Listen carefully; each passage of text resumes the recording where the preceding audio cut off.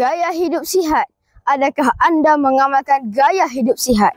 Kita semua inginkan kehidupan yang sihat dan bahagia.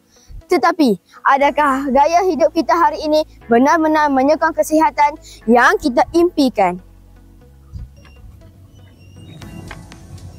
Dalam menghadapi kehidupan yang sangat sibuk ini, seringkali kita mengabaikan aktiviti senaman. Tidak sempat melakukan senaman kerana jadual harian yang padat dengan kerja.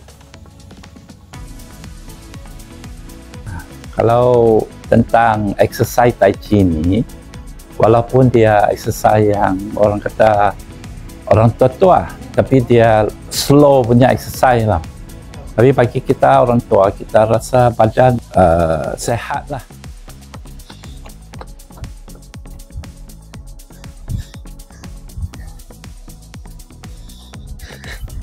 Senaman juga dapat membantu meningkatkan kesihatan jantung, menguatkan otot dan tulang serta mengurangkan tekanan.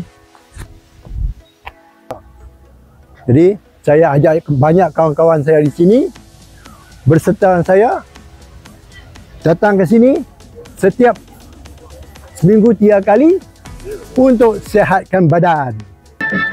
Senaman dapat meningkatkan kecerdasan fizikal, menjaga berat badan, meningkatkan kesihatan jantung, menguatkan tulang dan otot, dan meningkatkan tenaga. Badan sihat, otak cergas adalah kunci untuk mencapai kehidupan yang seimbang dan produktif. Dengan menjaga kesihatan fizikal melalui senaman dan pemakanan yang seimbang, kita dapat memastikan otak berfungsi dengan baik, meningkatkan daya fokus, kreativiti dan kecerdasan.